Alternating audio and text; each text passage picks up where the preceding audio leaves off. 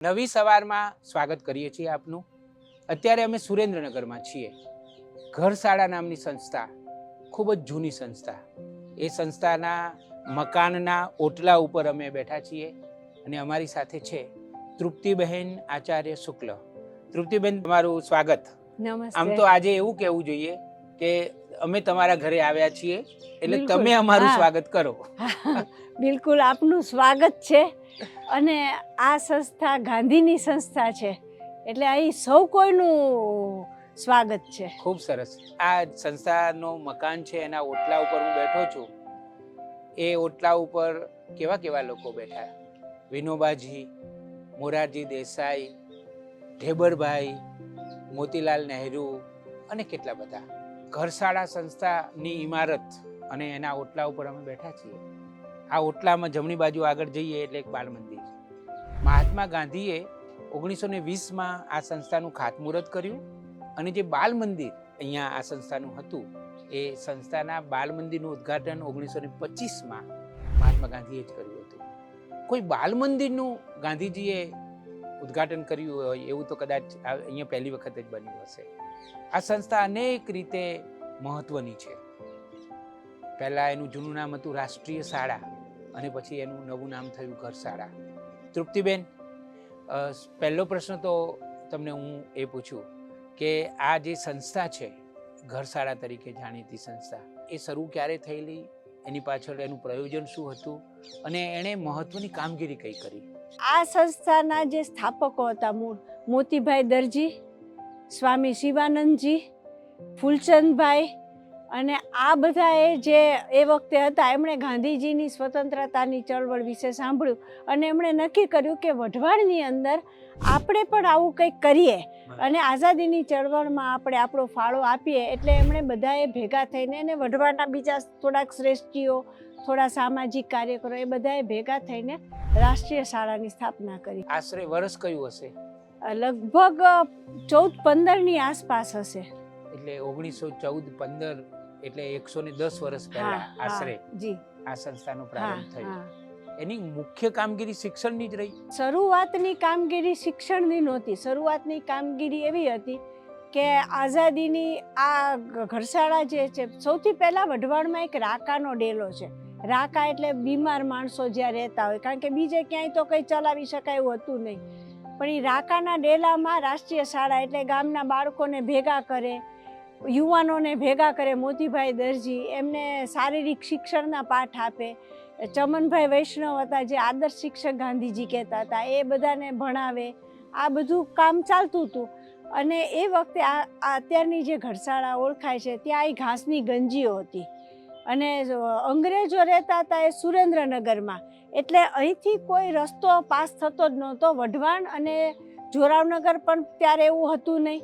એટલે અહીંથી કોઈની અવર જવર ચાલુ નહોતી રહેતી. એટલે અંગ્રેજોના થી દૂર રહીને એમને ખબર ન પડે એ રીતે અહીં સ્વાતંત્ર્ય સંગ્રામના સત્યાગ્રહીઓની છાવણીઓ અહીં રહેતી હતી. એટલે એ મુખ્ય કારણ એ હતું અહીં કરવાનું. એટલે એમ શરૂ થયું અને પછી એની સાથે સાથે બાલ મંદિર છે, પછી શિક્ષણનું કામ ચાલુ થયું. આ સંસ્થામાં ઘણી ઐતિહાસિક ઇમારતો છે અને ઇતિહાસને સંઘરીને બેઠી છે.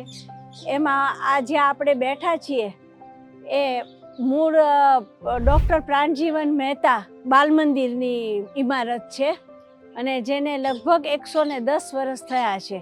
એ ઉપરાંત અહીં વિનોબાજીએ લાઇબ્રેરી એટલે પુસ્તકાલયનું ઉદ્ઘાટન કર્યું હતું, એ પણ છે. એ ઉપરાંત અહીં ભોજનાલય પણ છે જે ગાર્ડી સાહેબે કરેલું હતું. અને એ ઉપરાંત સંસ્થાના આદ્ય સ્થાપકો સ્વામી શિવાનંદજી અને ફૂલચંદભાઈ, એ બે પવિત્ર આત્મા કે જેમને ગાંધીજી પણ ખૂબ જ માન આપતા હતા અને જેમની સાથે એમનો પત્ર વ્યવહાર અવિરતપણે ચાલતો હતો. ફૂલચંદભાઈ અને શિવાનંદજી ઉપર એ ઘરશાળાને કાયમ યાદ કરીને કાગળ લખતા અને બધી વિગતો પૂછતા અને સતત ધ્યાન રાખતા કે ઘરશાળામાં શું ચાલે છે. મોરારજીભાઈ દેસાઈ પણ અહીંના ટ્રસ્ટી હતા એટલે એમને પણ ગાંધીજી પૂછતા હતા. તો એવી વિભૂતિઓની અહીં સમાધિ છે શિવાનંદજી અને ફૂલચંદભાઈ. એ ઉપરાંત અહીં હાઈસ્કૂલ છે અને આજના જમાનામાં કદાચ નવાઈ લાગે એવી અહીં એક ઈદગાહ છે કે જેની અંદર ઈદના દિવસે બહુ મોટી સંખ્યામાં લોકો નમાઝ પઢવા આવે છે અને એ પણ આ સંસ્થાના પરિસરમાં જ આવેલી છે. અને ઘરશાળા નામ કોણે આપ્યું અને ક્યારે એ નામ આશરે મળ્યું હશે? એટલે પહેલા રાષ્ટ્રીય શાળા 3, એટલે એક ભાવનગરની ઘરશાળા પણ રાજકોટની રાષ્ટ્રીય શાળા હતી. એમ આ વઢવાણની પણ રાષ્ટ્રીય શાળા કહેવાતી હતી અને એનો પરિચય એવી જ રીતે હતો.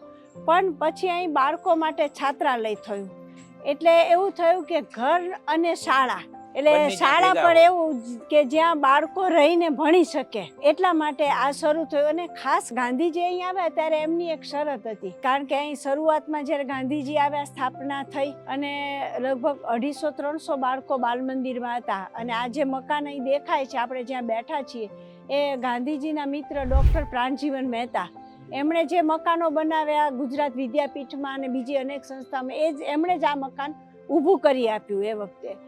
પણ ગાંધીજીની શરત એવી હતી કે તમે દલિત બાળકોને અહીં ભણાવો તો હું આવું.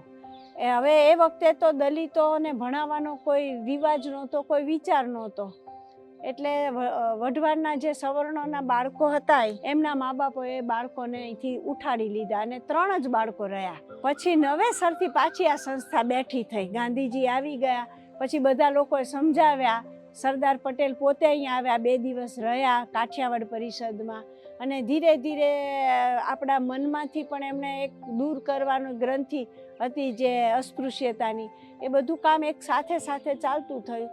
પરિણામે બધા બાળકો ફરી અહીં આવવા માંડ્યા અને બાળકો અહીં રહેતા હતા અને ભણતા હતા. એટલે પછી ધીરે ધીરે આ ઘરશાળા નામ સ્થાપિત થઈ ગયું. ઘરશાળા છે ને, એક અમને એવું લાગે કે એવી સંસ્થા છે કે જે એવી જગ્યાએ પાયો નખાયો છે કે જ્યાં આજુબાજુના સામાન્ય લોકોથી માંડી અને બહુ જ વિખ્યાત લોકો સુધીનું એક જોડાણ અહીંયા થયું છે. આપણું જે આખું આઝાદીની જે લડતો થઈ ત્યારે બહુ જ બધા લોકોએ અહીંયા ભોગ આપ્યો છે, પોતાના સમયદાન, આર્થિક દાન, બધી જ રીતે.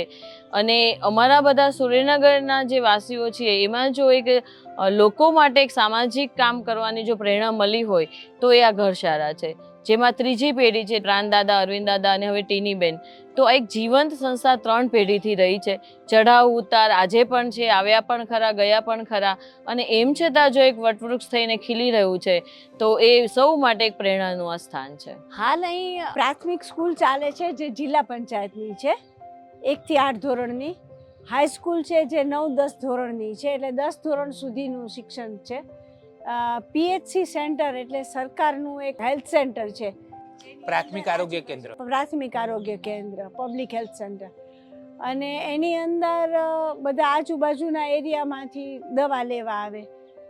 ક્રિકેટ એકેડમી ચાલે છે અને ક્રિકેટ એકેડમીના બાળકો હમણાં સ્ટેટ લેવલ સુધી પણ જઈ આવ્યા. એ ઉપરાંત સમયાંતરે થોડા સમય સીવણ ક્લાસ, બ્યુટી પાર્લરની તાલીમ, એવા વર્ગો પણ અહીં ચાલે છે. પણ એ નિયમિત નહીં, પણ એના થોડા સમય ચાલે.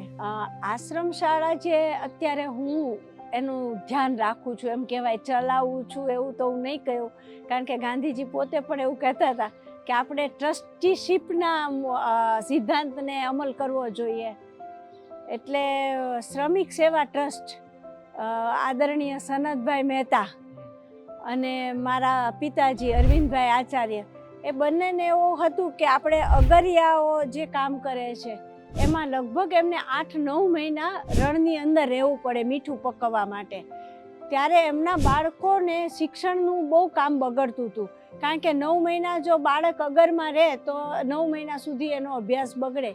એટલે એમણે રણની કાંધી આવેલા ગામો સાવડા, વિરેન્દ્રગઢ અને દેગામ, આ 3 ગામોની અંદર આશ્રમ શાળાની સ્થાપના કરી. અને એમ કે જેમાં અગરિયાના બાળકો, કારણ કે 9 મહિના એ મા બાપ બધા મજૂરીએ જતા રહે.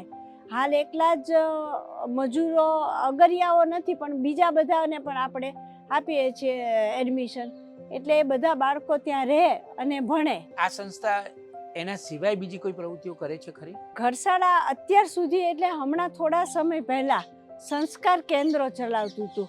કારણ કે પહેલાં એવું હતું કે સમાજથી દૂર રહેવાવાળા વિસ્તારો છે, જેમ કે વિચરતી અને વિમુક્ત જાતિ છે, એનું આ સંસ્થાએ બહુ વર્ષો પહેલાં કામ કર્યું. અમારે ત્યાં ડફેર જાતિ માટેની પહેલી વસાહત આ ઘરશાળાની પાછળ જ થઈ હતી. એટલે લગભગ એને પણ 70-80 વર્ષ થયા. તો એ વખતે એ લોકોના બાળકો અહીં ભણતા હતા, એ લોકો અહીં કામ કરવા આવતા હતા.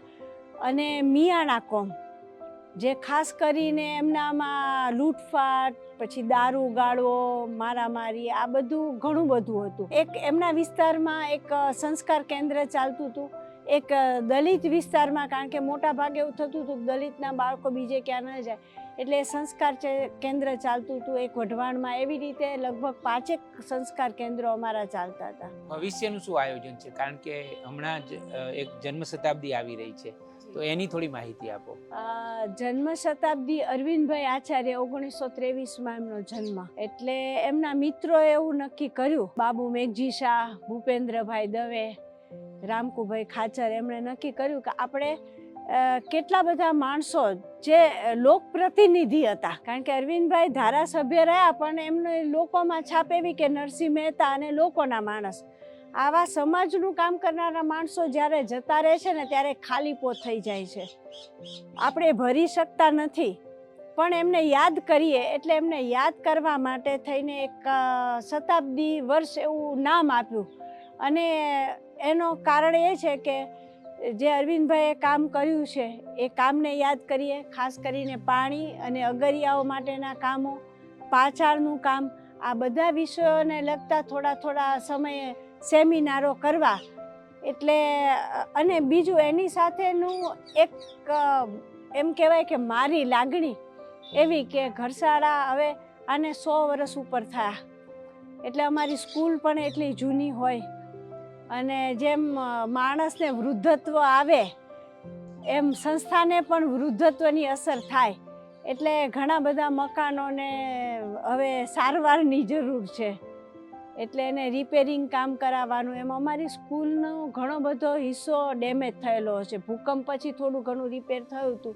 એટલે અમારે બાળકોને માટે શિક્ષણ અગત્યનું છે, પણ એનાથી પણ અગત્યનું એમનો જીવ છે, કારણ કે બાળક હશે તો ભણશે. એટલે અમારા માટે એ પણ પ્રાથમિકતા એટલી જ છે કે અરવિંદભાઈને યાદ કરીએ તો અરવિંદભાઈ એવું માનતા હતા કે આ ઘરશાળા એમનું પોતાનું કોઈ ઘર નહોતું, એ આજીવન અહીં જ રહ્યા, એટલે આ એમનું ઘર છે અને આ બાળકો એમના માટે પ્રાણ હતા. એટલે જ્યાં બાળકો ભણે છે એ સ્કૂલને સારા 3-4 રૂમ કે 5 રૂમ જે કંઈ સગવડ થઈ શકે એ આપણે ઊભી કરવી, એવો એક હેતુ છે. તૃપ્તિબેન, નવી સવાર તરફથી અમે તમને શુભકામનાઓ આપીએ કે અરવિંદભાઈ આચાર્યના જન્મ શતાબ્દીના વર્ષમાં અને એના નિમિત્તે જે ઉજવણી થઈ રહી છે એ સંદર્ભે આ તમારા જે બધા આયોજન છે એ બધા આયોજન ભગવાન પૂરા કરાવે. એક સુંદર સંસ્થા વિશે તમે આટલી બધી સરસ માહિતી આપી. નવી સવાર તરફથી આપનો ખૂબ ખૂબ આભાર માનું છું. આભાર.